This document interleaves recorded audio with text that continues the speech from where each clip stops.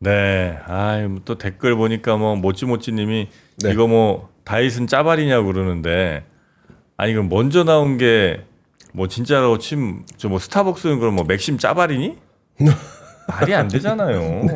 이 다이슨보다 더 지금 좋은 성능으로 이렇게 찾아왔는데 그렇죠. 이건 짜발이란 그런 굉장히 그 모욕적인 표현을 삼가주시기 바랍니다. 보랄 선풍기고요. 네. 여러분 땀 많이 차는 그곳 이마와 목 등 시원하게 가슴골 등등도 시원하게 땀 날려주는 보랄 선풍기입니다. 자 이제 본격적으로 오늘 시장 이야기 나눠봐야 되겠죠? 자, 박병창 이사님 모시도록 하겠습니다. 어서 오세요. 어서 오십시오. 안녕하십니까. 네, 안녕하세요. 반갑습니다. 자, 순댓국은 안 드실 것 같습니다. 네. 감사합니다. 아, 그러면 오늘 아주 화려했던 미국장부터 보면서 넘어갈까요? 그러니까요. 어제 정프로님이 우리 시장 한 3% 올랐으면 좋겠다고 그랬는데 미국이 3% 올랐어요. 네. 그러니까 어떤 나스닥은 더 생각을 올랐죠? 그러니까 어떤 생각을 하겠어요. 미국이 답이다. 계속 그런 생각을 하는 거고요. 맞아요. 그리고 좋은 것들도 뭐 어제도 그런 말씀 우리 같이 나눴지만 미국 한 30% 빠지는 거에는 별로 걱정 안 하고 그냥 생업에 있는데 네. 올라가겠지 하는 이제 그런 신뢰가 있는데 우리 시장에서 30% 빠지면은 잠을 못 자죠. 그 차이인 거지 않습니까? 네. 근데 그런 부분에 있어서 오늘 같은 날에 또 한번 그런 말씀 좀 드려보고 싶은데 우리 시장이 왜 이렇게 약할까?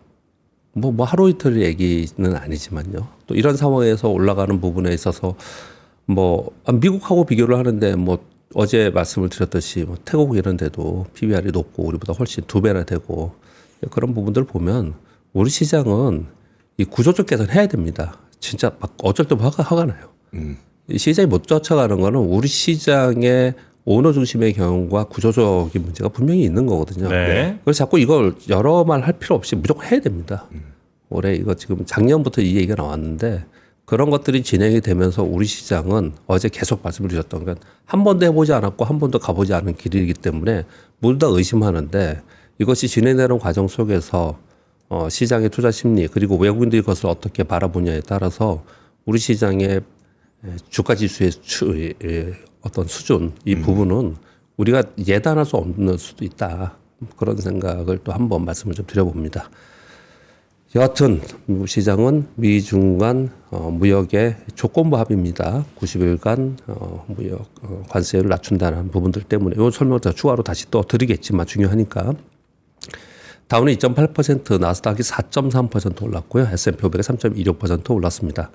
뭐 무역 합의에서 이제 미중이 무역이 굉장히 중요했기 때문에 관세 협상이 지금 타일랜드스가 100일까지 올랐고요. 그리고 국제 수익률도 오르고 그리고 상대 국가의 통화 가치는 상대적으로 약세를 보이는 그런 예전의 흐름으로 다시 돌아갔습니다. 중국 비중이 높은 기업들이 주가가 급등을 했고요. 아까 말씀을 주신 것처럼 아마존이 8%나 올랐고요. 테슬라도 6.8% 올라서 $318가 됐습니다. 애플이 6.3% 올랐어요. 애플 시가총액을 따졌을 때 6%는 어마어마한 겁니다. 사실 6.3%. 그러니까 애플과 아마존이 요번에 미중 간 관세에서 가장 피해다라고 하면서 많이 떨어졌었죠. 네. 그래서 상대적으로 더 많이 오르는 그런 모습을 보여줬고요. 전체적으로는 반도체가 가장 강했습니다. 필라델피아 반도체 지수가 7.04% 올랐습니다. 엔비디아 5.4% 올랐고 마이크론 테크놀로지가 7.5% 올랐고 어제 우리나라도 반도체 지수가 올랐죠. 네. 어제 제가 반도체나 어떤 특정한 강한 섹터가 나오면 우리 시장에는 수급의 로테이션이 있기 때문에 그동안에 강했던 쪽에서는 또 매물이 좀 나올 수 있거든요. 어제 그런 현상이 나타났습니다. 우리 시장에. 방산이 좀 많이 빠진 것 같아요. 어제 그런 현상이 나타났는데요. 반도체가 그러면은 이 관세하고 무슨 상관이 있냐? 반도체가 왜 이렇게 많이 올랐냐? 이렇게 질문하시는 분이 있더라고요. 제가 어제 보니까. 네. 뭐냐면요. 관세로 인해서 경기 둔화를 통해서 더 만약에 경기가 안 좋아지면 경기 침체 걱정을 했었지 않습니까? 네. 경기가 안 좋아지는 상황에서 전체 경기, 우린 그 무역이나 아니면 경기에 그 기반이 되는 게 반도체예요. 그래서 반도체는 PMI 지표, 제조업 PMI나 이런 경기 지표와 가장 연동을 많이 하는 섹터입니다. 네. 그래서 경기 둔화에 대한 우려가 감소되는 과정 속에서 반도체가 부각이 되는 겁니다. 그리고 지금 품목별 관세에서 요번에 미중 간 조건부 합의에서 알루미늄 뭐 자동차 몇 가지 빠졌지 않습니까? 네. 근데 반도체는 전체적인 관세를 한 게 아니고 품목별 관세입니다. 이건 좀 달라요, 반도체는요. 그래서 반도체 부분은 경기 둔화 우려가 둔화되면서 반도체가 이제 강세를 보였다고 보시면 될 것 같고요. 특이한 거 몇 가지 말씀 좀 드리면요. 어제 이제 요걸 영향을 좀 받으면서 항생이 어제 홍콩 항생이 한 3% 올랐는데요. 인도도 좀 올랐고. 근데 독일이 0.29%뿐이 안 올랐는데요. 독일의 차트를 한번 보여드리려고 가져왔습니다. 요게 독일입니다. 역사적 신고 지수입니다. 역사적 신고 지수. 이게 언제부터 이게? 이게 월봉입니다. 월봉. 월봉이요. 월간입니다. 이게 월간으로 오르는 거예요. 지금. 네. 오. 역사적 신고 지수를 좀 내고 있는 상황입니다. 이게 월봉의 주봉이네요. 주의 주봉. 주봉. 네, 주봉입니다. 근데 독일이 그러면은 독일은 역상정이었지 않습니까 작년에. 네. 계속 그랬잖아요. 근데 역사 신고 지수 되면서 계속 올라요. 두 가지의 이유가 있겠죠. 굳이 얘기를 한다면 하나는 미국의 우선주의 또는 미국으로만 자금의 쏠림이 있었던 게 유럽으로 좀 이동을 했다 그랬지 않습니까? 네. 그런 수급적 이유도 하나가 있었고 지금 일본으로도 자금이 굉장히 큰 규모로 일본으로 들어가고 있습니다. 다시 예, 일본 주의성으로요. 뭐 그런 수급적 영향이 하나가 있는 거고요. 독일은 중국과 비슷하게 디레버리징 소위 확장 정책을 쓰지 않았었던 국가예요. 그런데 요번에 우크라이나 러시아 전쟁을 지나고 그리고 요번에 관세를 통한 이런 어떤 잡음들이 계속 나오면서 네. 독일이 그동안의 그 뭐랄까 타이트한 재정 정책에서 확장적 재정 정책으로 바꿨지 않습니까? 네, 그러면서 독일이 이제 그리고 유럽 전체적으로 영향을 주고 있고 그 중에 핵심이 이제 독일인 거거든요. 이 얘기를 왜 갑등검없이 드릴까요? 그만큼 금융정책, 재정확장 정책이 무지하게 중요한 거예요. 주식시장에서는. 네. 정책이 중요한 겁니다. 그런 정책을 바라보고서 시장이 움직인다. 그리고 그 정책을 바라보고 돈이 흐름이 있기 때문에 시장이 움직인다는 거죠. 네, 그런 부분들을 말씀드리기 위해서 독일을 한번 보여드렸고요. 네. 그리고 이거 S&P 500입니다. 요 굵은 노란선 있잖아요. 이게 추세선이에요. 굉장히 중요하다. 20주移동 평균선입니다. 중요하다. 그래서 요 근처 가서 변동성을 줄이면서 십자형으로 조금씩 움직인다. 제가 표현을 드렸잖아요. 네. 어제 그냥 한 방에 올려버렸어요. 그래서 분위기가 완전히 바뀌어버린 겁니다. 그러니까 추세에서 무너졌다가 이 추세선을 돌파 못하는 경우가 대부분이에요. 물론 어제 하루 올랐지만 이후에 뭐 오늘 저녁에 미국 시장은 조금 조정 보일 수도 있겠죠. 뭐 그럴 수는 있겠지만은 이걸 다시 돌파했다는 건 상당히 의미가 있는 그래서 분위기 시장 전체적인 분위기는 이제 환호하는 분위기였다. 그렇게 보실 수 있겠습니다. 네. 이제 우리 시장은 코스피 1.17% 상승하고 코스닥 0.4% 상승을 했습니다. 0.65% 정도 시작을 했고요. 장중에 별로 못 오르더라고요. 그런데 장 후반 들어서 삼성전자가 오르기 시작을 하면서 강하게 오르기 시작하면서 지수는 1% 정도 올랐어요. 근데 좀 부족하다는 느낌이 있죠. 네. 사실은. 근데 그런 것들은 우리나라 전체적으로 강한 매수세가 심리적으로 들어올 만한 상황이 좀 아니라는 거죠. 그래서 서두에 그 말씀부터 드린 겁니다. 우리 시장이 이렇게 상대적으로 뭔가 화끈하지 못한 이유들이 있는데 그런 부분들이 경기 때문이다. 이코노미스트도 그렇게 얘기를 하겠죠. 그러면은 뭐 태국은 좋나요? 아니면 유럽은 좋나요? 뭐 이렇게 설명을 해봐야겠죠. 또는 구조적 성장을 하는 주요 기업들이 포진되어 있다. 뭐 이런 설명도 하잖아요. 네. 그럼 유럽은 그런가요? 뭐 태국은 그런가요? 계속 비교를 하면은 그렇지 않습니까? 그러니까 우리나라 구조적인 문제가 분명히 있기 때문에 그걸 해결하는 게 이제 중요하다. 다시 한번 말씀을 좀 드리고요. 뭐 어제 흐름에도 그런 부분이었는데 어제 흐름을 좀 말씀드리면 장 후반에 반도체와 자동차가 추가적으로 힘을 좀 내주면서도 오르는 그런 모습을 나타냈거든요. 어제 삼성전자가 5.1% 올랐습니다. 외국인과 국내 기관들의 동시 매수가 좀 있었고요. SK하이닉스가 2.58%, 현대차 3.1%, 기아차 3.4%. 그래서 반도체와 자동차가 오르니까 제 지수는 오르는 그런 모습을 좀 나타냈습니다. 그래서 그 후방에 있는 기업들 어제 굉장히 셌습니다. SNS텍이 8.5%, 동시엠킨 8.3%, 삼성전기도 7.3% 상승을 했고요. 큰 폭으로 상승을 했죠. 그래서 우리 맨날 미국 보면서 미국 급등하는 것만 좋아하는데 우리 시장에도 어제 이런 종목들이 좀 있었고요. 그리고 증권주들 어제 설명을 좀 드렸잖아요. 네. 그래서 증권주들도 시장증권 9%를 포함해서 9%, 8%, 6%씩 상승하는 모습을 나타냈고요. 반면에 같이 그동안에 강했던 종목이 빠지지 않고 가만히 있고 얘들이 오는 지수는 더 올랐겠죠. 그런데 그동안에 셌던 종목들 있지 않습니까? 대표적으로 뭐 삼성말루 지수 이거 뭐 한동안 상대적으로 굉장히 셌잖아요. 4.7% 하락했고요. 하나유로가 6.6%, 하나오션 4.5%, 현대로템은 마이너스 13%. 조선 쪽에서는 이거 방산이고요. 위에 바위하고 방산이고. 네. 조선 쪽에서는 HD 한국조선에 3.7% 하락했고요. 삼양식품이 뭐 100만 원 넘어가서 이제 황제주 된다로 계속 그랬지 않습니까? 네. 삼양식품이 4.7%. 그리고 대표적으로 꾸준히 올랐던 신고가를 계속 경신했던 클래시스가 마이너스 7%, 마이너스 8.7%. 그리고 엔터가 최근에 또 지난주에 좋았죠. SM이 한 5% 빠졌어요. 보면은 삼양식품이 그러면 어제 갑자기 무슨 악재가 나와서 이렇게 됐느냐? 가 아니잖아요. 네. 그러니까 이제 수급적인 로테이션이 발생이 좀 된 겁니다. 그래서 수급적 로테이션으로 인해서 상대적으로 그동안에 많이 올랐던 쪽이 빠지고 그리고 자동차와 반도체 그리고 2차 전지도 좀 오르는 그런 특징을 좀 보였습니다. 그러니까 그쪽으로 돈이 많이 몰리다 보니까 그 전에 돈이 많이 몰렸던 뭐 요런데 삼양이니 클래시스 이런 데에서 이제 빠졌다는 거죠. 뭐 그런데 특별히 저는 악재 이제 있는 거 없고. 차익 실현 좀 하고 하고 이제 이쪽으로 돌아가는 이제 어제 그런 흐름이 좀 나타났습니다.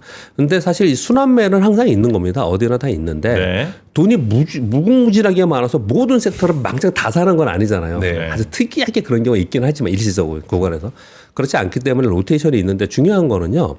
로테이션이 선순환되면서 로테이션이 되면 지수는 추세적으로 상승합니다. 무슨 표현이냐면 반도체가 어제 하루뿐이 안 올랐잖아요. 반도체가 뭐 한 일주일 오르다가 반도체 현대차가 지금 거꾸로 보면은 그러면 방산주하고 조선주가 오르는 동안 얘들은 좀 서 있고 그다음 얘네 오르고 그래서 계속 계단식으로 올라가는 게 추세적 상승인데 우리 시장을 가만히 보면은 그러지 않았다라는 거죠. 방산주, 조선주 계속 오르는 동안 나머지들은 서 있는 게 아니고 빠졌어요. 계속 밑으로 흘러내렸습니다. 그렇다 얘들이 좀 올라오는 동안에 쟤들이 또 빠지고. 그러니까 시속 게임이 되는 거잖아요. 그러니까 계단식으로 못 올라가는 그런 상황이 되는데 이게 바뀌는 투자 심리가 반영이 돼야 된다라는 설명을 좀 드리고 있는 겁니다. 어제는 아무튼 이런 상황에서 마감을 했습니다. 미중 관세 협상으로 인해서 중국 관련 기업이 호재가 되고 있고요. 그리고 경기도나 우려 감소로 인해서 반도체 섹터에 호재가 되고 있습니다. 그리고 뭐 굳이 얘기를 한다면 러시아 우크라이나 종전 협상 그것 때문에 어제 방산주가의 악재다 이런 표현을 좀 쓰고 있는데요. 러시아 우크라이나 종전 협상은 이번에 처음 나온 게 아닙니다. 지금보다 더 세게 그 얘기를 한 적도 있었고 그리고 휴전도 있었습니다. 그때 그럼 방산주가 밀렸었냐? 그러지 않았어요. 이건 이제 수급적 요인이 훨씬 더 강하다는 설명을 좀 드리는 거고요.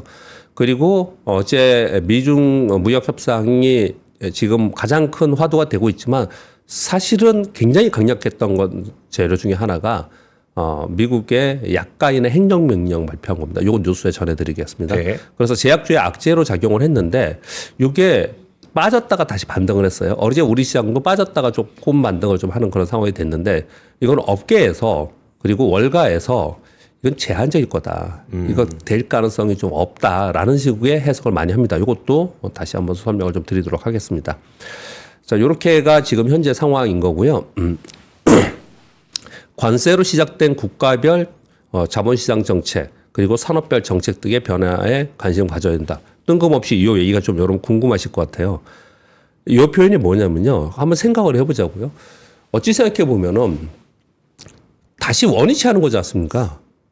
지금 미중 간 이것도 이 내용도 보면은 90일간 관세를 인하하는데 미국은 145% 30%인데 이 30%가 보편 관세 10%고 이거 딴 데도 다 하는 거고 다른 데들 지금 90일간 25% 상호관세 이거 다 유예시켜 놓은 상태지 않습니까? 펜타닐 관세 20% 있었단 말이에요. 그러니까 영으로도 안 든 거예요 다시. 다른 국가하고 똑같이 만든 겁니다. 중국이라고 더 높게 한 게 아니고 그냥 똑같이 만들어 놓은 거예요 그냥. 이렇게 해놨던 상황 속에서 보면은 원위치를 하는 겁니다. 그런데 지금 현재 아직까지는 미국에서는 30% 중국 10% 남아있단 말이에요. 이렇게 남아있는 상태에서 지수는 그 전보다 더 많이 올라갔습니다. 이게 이제 시장의 특성이라고 한 가지 설명을 드리려고 하는 거고요. 또 한 가지는 미중 간의 이런 관세들 이런 얘기들 하고 지금 설명드리려고 하는 요 내용하고는 어떤 거냐면은 결국은 원위치했다? 그럼 제가 2018년하고 자꾸 비교를 해드리는데 그때는 관세를 높여가면서 협박하면서 계속 진행이 됐었고 1년 반 동안.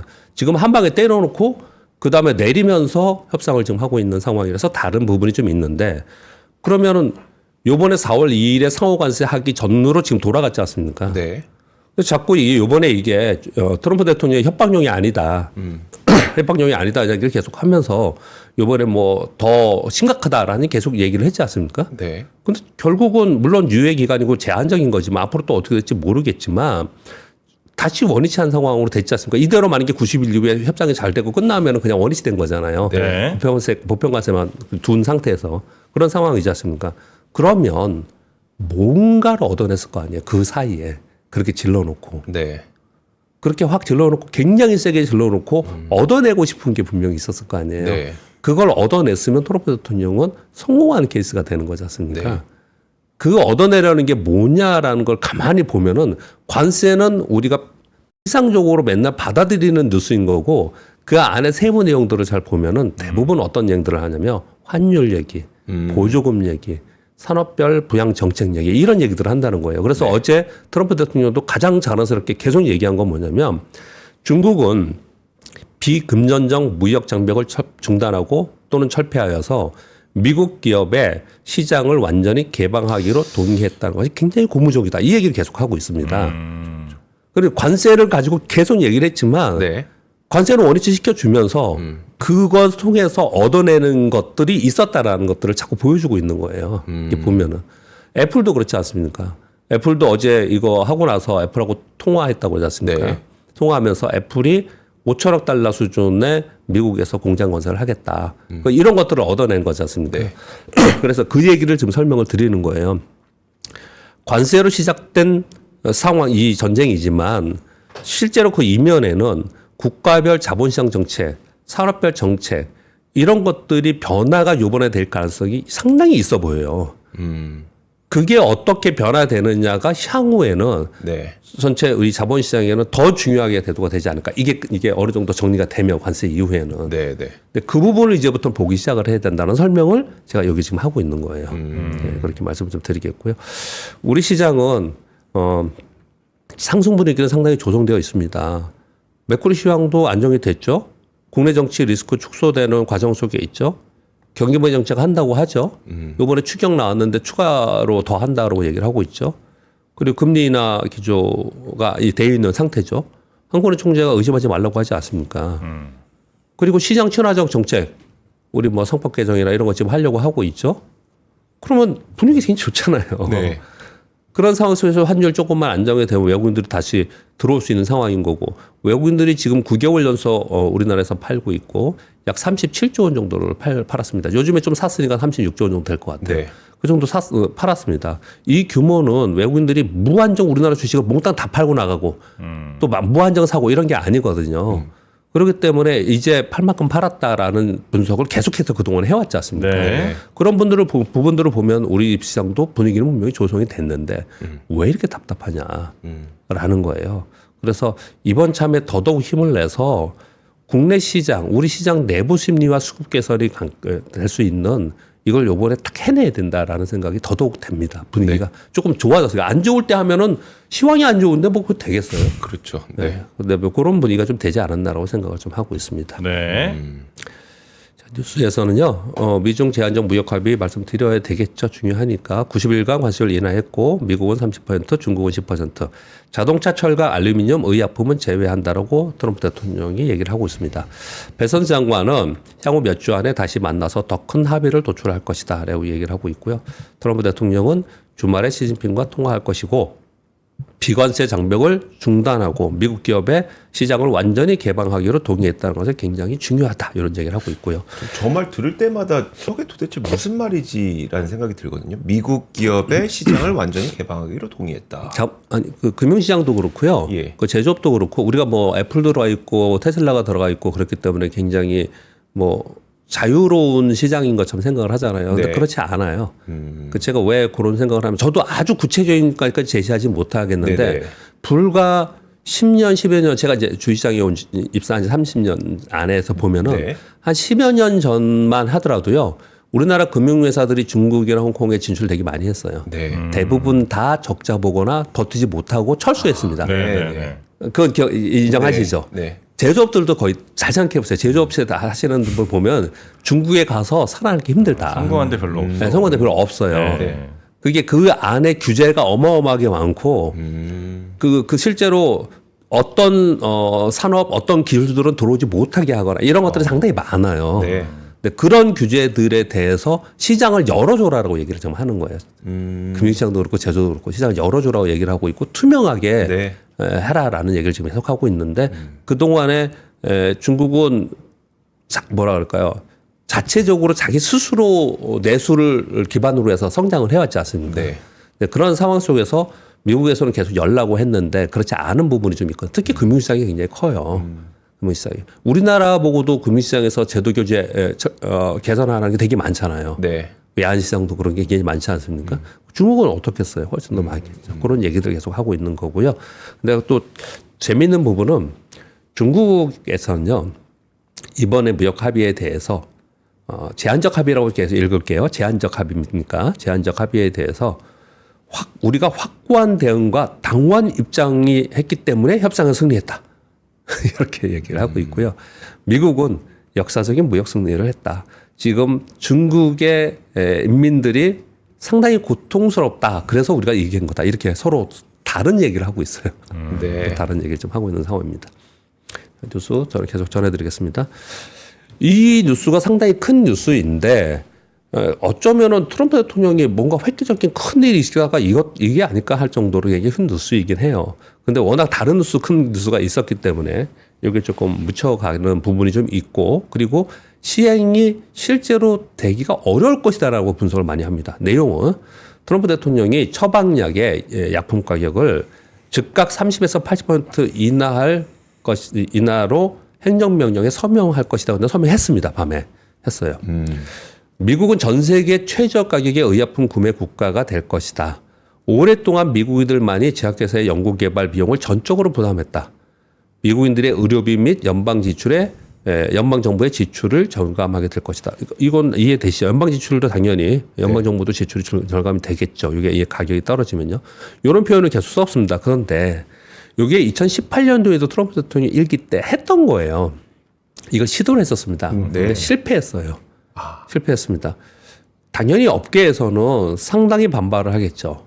혁신을 저해한다. 이러면은 수익이 떨어지면 R&D의 규모도 줄 것이고 네. 그러면은 제약업체라 말로 진짜 성장 산업이고 혁신이 필요한 데지 않습니까? 네. 근데 이게 저해할 거다. 그럼 우려하면서 강력히 반발하고 있고 로비를 좀 하고 있다. 이렇게 얘기를 좀 하고 있거든요.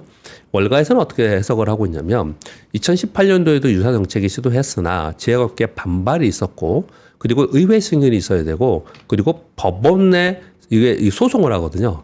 그래서 법원에서 제동으로 무산됐습니다. 그래서 일부 제품에 제한적인 영향이 있을 수 있지 모르지만 결국 이게 되긴 굉장히 힘들다라고 시장에서는 해석을 합니다. 네. 그래서 월가에서도 이 부분 때문에 막 전체적으로 악재는 맞는데 이 악재로 인해서 뭐 전체적으로 제약주가 빠진다. 뭐 이런 분위기는 좀 아니었어요. 그런데 그건 역시도 기간 제한적입니다. 기간 제한적이에요. 기간이요? 왜냐하면 행정명령 했잖아요. 네. 행정명령을 한 상태이기 때문에 로비를 해서 소송을 하고 이런 구간이 이제 진행이 될 거란 말이에요. 네. 그 사이에 노이즈들이 계속 작용이 될 거라는 표현을 좀 드리는 거예요. 없어진 건 아니에요. 근데 과거의 경험상 이게 시행되기가 어렵다라고 설명을 지금 하고 있는 거다. 네. 그렇게 인식을 해야 된다는 말씀을 좀 드리겠습니다.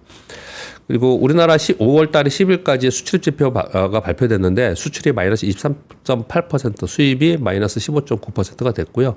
반도체만 늘고 나머지는 전반적으로 줄어들었고요. 중국이 마이너스 2.1%, 미국이 마이너스 3.4%로 이번에 관세 영향을 직접적으로 좀 받고 있다. 이런 수출 지표가 발표가 됐습니다. 블룸버그에서 원화 등 아시아 통화 역사적 저평가라는 보고서를 발표했습니다. 요거는 지금 우리 저 끝나고 나서 김윤성 대표님 나오시죠? 이거 보면요. 네.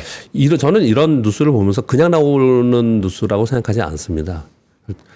최근에 10년 평균 대비 분석을 해봤더니 네. 원화 딱 찍어서 인도네시아 루피아, 인도 루피, 말레이시아 링깃, 대만 달러 등이 전반적으로 저평가되어 있다. 저평가되었죠. 당연히 우리가 평균적으로 1,250원에서 보통 1,350원 요 사이에 있었는데 지금은 1,400원 위를 그냥 노멀하게 받아들이고 있으니까 예. 우리가 원화 약세가 된 거지 않습니까? 네. 그렇게 된 상황이에요. 그런 상황 속에서 미국과 아시아의 무역협상 진정 그리고 중국의 경기부양 조치 이런 부분들을 봤을 때 아시아 통화가 매력도가 좀 증가하지 않겠냐. 그런 과정 속에서 트럼프 정책 우려가 수 있기 때문에 달러 매력이 조금 약화되고 그렇다면 통화 캐리 트레이드가 기회가 생기면서 아시아 통화가 상대적으로 조금씩 강화되는 그런 흐름이 되지 않겠냐라는 이 내용이에요. 이 내용은요.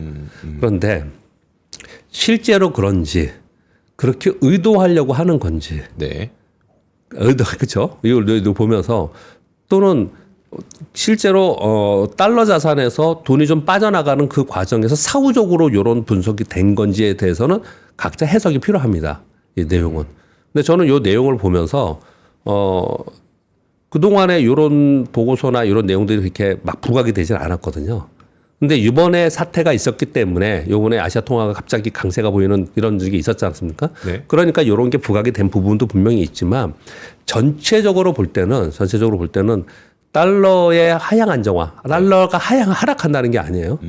달러가 약세된다는 게 아니고 상대적으로 너무 고평가되어 있어 달러만에 집중되어 있던 부분이 하향 안정화되면서 그러면서 캐리 트레이딩이 다시 유럽이나 아시아 쪽으로 가면서 이쪽의 통화를 조금 더 강세로 만들려고 하는 큰 그림들이 상당히 있지 않냐라는 해석을 좀 해볼 수 있다라는 거예요. 네. 예, 그런 흐름에서 요 뉴스를 좀 저는 가져왔고요. 그리고 다섯 번째 뉴스는 애플이 블룸버그 외 여러 채널에서 요 뉴스를 전해줬습니다. 2027년을 기점으로 전례 없는 규모의 제품군을 확장하는 제품 르네상스를 예고했다. 27년 내후년에? 예. 향후 2, 3년 동안 계속 신제품을 내놓고 개발을 해서 이런 상황을 만들 건데 그럼 뭐냐? 폴더블 아이폰, AI 기반의 웨어러블, 가정용 로봇 등 전방위 신제품을 전방위로 내놓고다 이렇게 하는데 구체적인 내용들이 좀 이렇게 몇 가지가 있었습니다. 하나는 아이폰 18 시리즈부터 폴더블 출시한다. 아이폰 20주년 기념 특별폰을 한다. 요 내용을 제가 애매해서 안 써왔는데 여기 뭐냐면요. 유리로 되어 있는 전부 유리로 되어 있는. 예? 그러니까 와. 그 베젤이 옆에 있는 게 다 유리로 되어 있는 네. 그냥 투명한 네. 투명 그런 거 만든다고 하고 있고요. 그리고 카메라가 탑재된 에어팟과 애플워치. 에어팟하고 애플워치에 카메라를 설치하겠다는 거예요. 에어팟에 카메라를 왜 달지? 그러게요. 그 이어폰에 카메라 단다는 거 아니에요? 그렇죠. 여태까지는 음성 위주였잖아요. 여기 네. 다. 근데 이제 화상 같이 하겠다라는 거죠. 귀 속을 워치도 보려고 그렇고. 워치도 그렇고. 아니 만약에 워치나 에어팟도 보면 에어팟의 끝에 만약에 화상이 있으면 네. 그걸 뭘 비추던 메타버스 기능이 되던 VR이 되던 아니면 뭐 에어팟은 뭐 그렇다 치더라도 애플워치면 전부 지금까지는 음성이잖아요. 텍스트하고 음성이잖아요. 네. 거기에 화상이라는 표현이 맞나요? 뭐 음성이 아닌 뭐랄까요? 영상? 영상이 맞는 정확한 표현이겠네요. 이제 영상을 보고 하겠다라는 거예요. 영상은. 워치에는 뭐 카메라 들어가면 뭐 좋을 것 같긴 한데 네. 에어팟에는 이거 뭘 하려고 그런지 뭐 감은 딱 안 오긴 합니다만. 네, 그리고 여튼, LLM 기반의 시리를 전면 개편한다. 이거 보면은 사실 하나하나도 굉장히 지금 벌써 지금 두 분의 반응처럼 도대체 이거 어떤 제품이 어떻게 나올지 그렇게 생각하잖아요. 의아하고 뜨아하기도 하고. 요거를 2027년까지 2, 3년 동안 계속 개발해서 2027년부터 그냥 전례 없는 규모의 제품군을 그냥 다 내놓겠다. 이렇게 지금 얘기를 좀 하고 있는 상황이에요. 애플의 발표가 아닌 거죠? 애플에서 얘기를 한 거예요. 애플에서 얘기를 한 예, 거예요? 애플에서 그렇게 얘기를 좀 하고 있는 거예요. 그래서 그걸 보도한 겁니다. 예. 그러니까 관심이 쭉거리 있죠. 근데 이 많은 제품들이 새로 나오는 데 있어서 우리랑 어쨌든 협력은 많이 할 수밖에 없어요. 그러니까요. 그러니까요. 네. 그러니까 관심거리인 거죠. 알겠습니다. 그리고 엔비디아가 GPU 가격 인상에 따른 발표가 있었습니다. 왜 인상했냐? 원래는 하반기에 삼성의 그 HBM이 들어오고 나서 가격을 내고 하겠다라고 뉴스가 계속 있었어요. 왜 그랬냐면 삼성께 들어오면 가격을 좀 낮출 수 있나 봐요. 네. 그런 얘기가 계속 있었는데 요번에 전격적으로 인상을 했다는데 왜 했냐면 TSMC가 요 뉴스를 제가 전해드린 바 있습니다. TSMC가 미국 내에서 생산되는 칩 있잖아요. 네. 요걸 가격을 인상했습니다. TSMC가.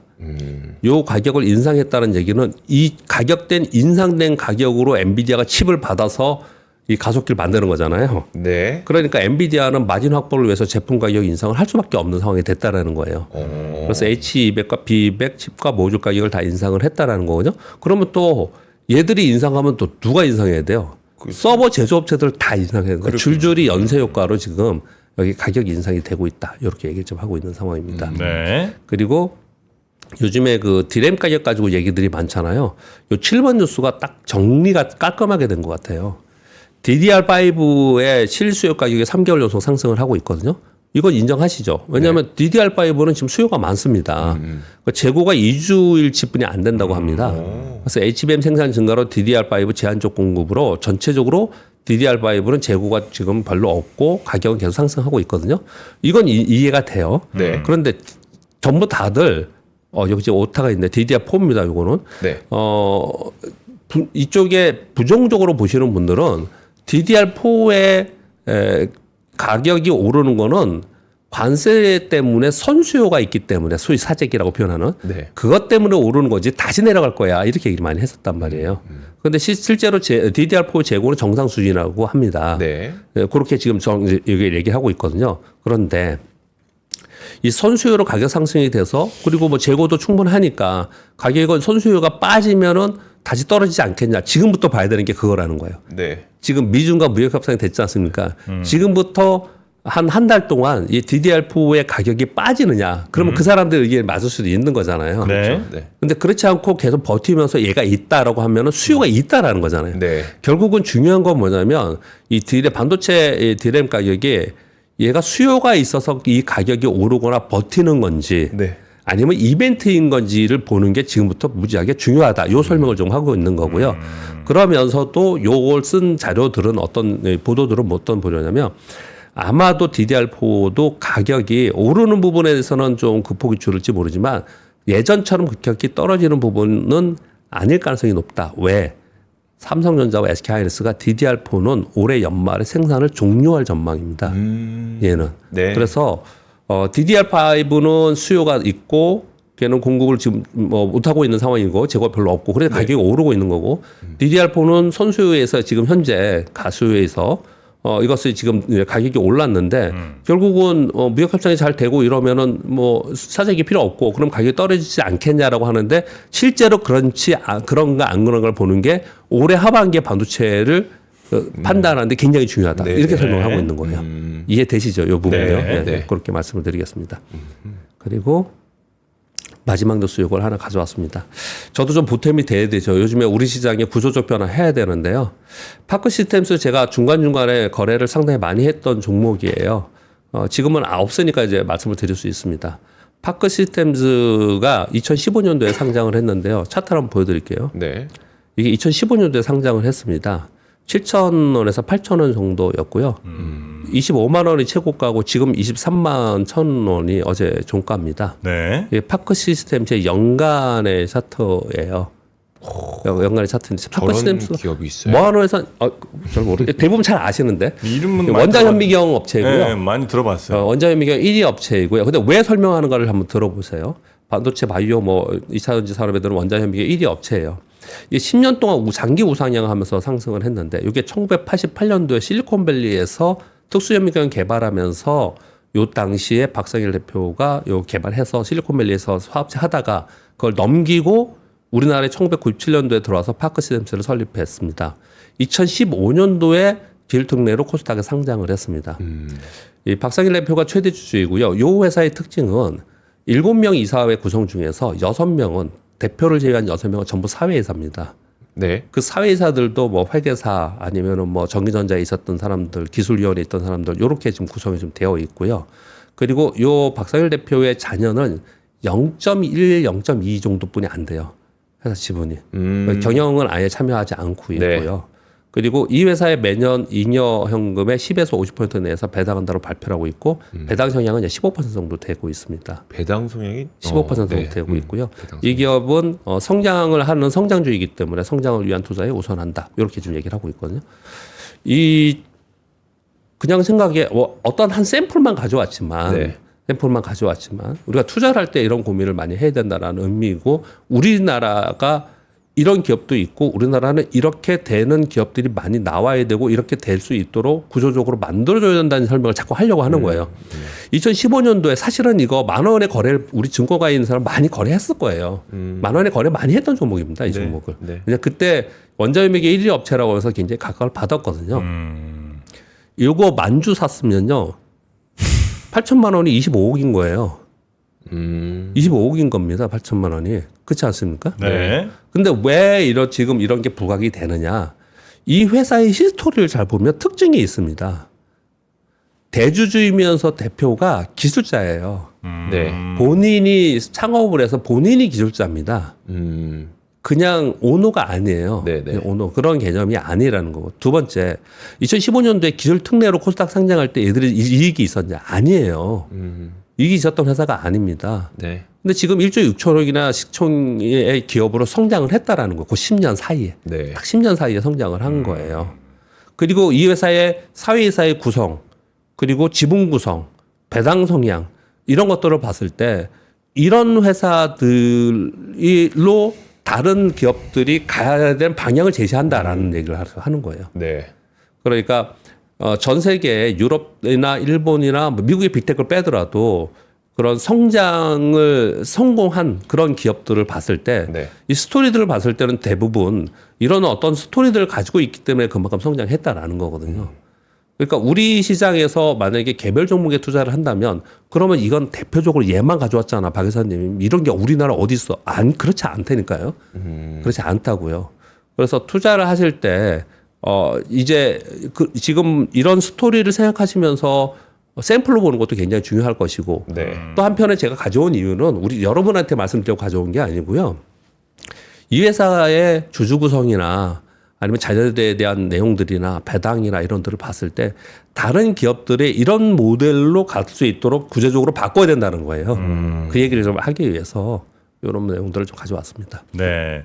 그러니까 뭐 꼭 이 회사 아니더라도 그리고 뭐 이 회사가 뭐 8,000원에서 뭐 25만 원 됐다는 그 주가가 얼마나 많이 올랐냐가 이야기의 핵심은 그런 아니고 얘기가 아니고요. 예, 우리가 지금 사실 이런 성공 스토리들이 그 미국의 뭐 실리콘밸리 내린데 정말 많잖아요.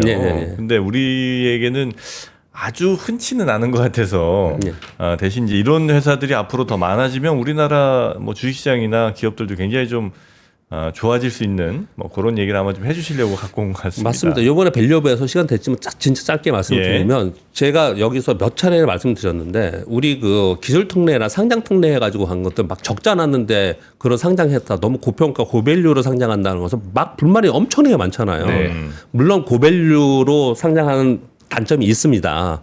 근데 그런 기술 특례 기술력이 있는 기업들이 그때 수익이 나나요? 안 납니다. 네. 그런 기업들을 그러면 상장하지 못하게 계속 그런 말도 안 돼 적자 나는데 어떻게 상장돼라는 아주 단순한 생각으로 얘네들을 다 막아버리면 네. 그러면 어떻게 그 기술 기업들이 상장을 해서 성장을 하겠냐라는 걸 저는 문제 제기를 하는 거고요. 그럼 그게 만약에 문제가 된다 그러면은 그런 기업들이 상장을 할 때 향후 3년 후에 매출 기술 기준 5년 후에 매출 그리고 기술 기준으로 해서 안 되면 퇴출하게 그냥 퇴출 엑시트를 만들어 놓고 그렇죠. 해야 되지 않겠냐라는 것을 계속 말씀드리고 싶었어요. 네. 아마 거기에 대해서는 뭐 저 새로운 정부도 새로 만약에 정부가 바뀌게 되면 뭐 그런 것들은 좀 강력하게 우리가 요구를 좀 해서 좀 관철을 좀 시켜야 될 것 같아요. 너무 없어야 될 기업들이 너무 많잖아요. 맞아요. 네. 코스피 코스닥에 그래서 그런 것들은 이름만 바꾸고 정리를 좀 해야 될 것 같고 그리고 지금 미중 관세 전쟁에 한 단락이 좀 해소가 좀 되는 것 같아서 그 관련된 세미나가 5월 17일 오후 1시부터 2시 반까지 이철 박사 강의로 있습니다. 그래서 이거 혹시 관심 있는 분들께서는요 이번 주 토요일이죠 아마 13일 그러네요. 이번 주 토요일 오후 1시부터 시작되는 거 요거 링크 따라서 가셔서 신청을 하시면 되겠고 그 외에도 뭐 19일에 이촌동 세미나라든지 20일 인천 세미나 등등이 있어서 뭐 네. 그런 것도 자기 주제에 맞는 관심 있는 부분에 맞는 세미나들이 있으면 한 번씩 참여해 보시면 어떨까 네. 생각이 좀 됩니다. 네, 이철 박사와 함께하는 중국에서 바라본 미중 관세 전쟁 이야기 오늘 또 워낙 바뀐 부분이 좀 많을 테니까 그것도 네. 한번 참고해 보시고요. 우리 박병창 이사님은 여기서 보내드리고 내일 다시 뵙겠습니다. 고맙습니다. 감사합니다. 고맙습니다.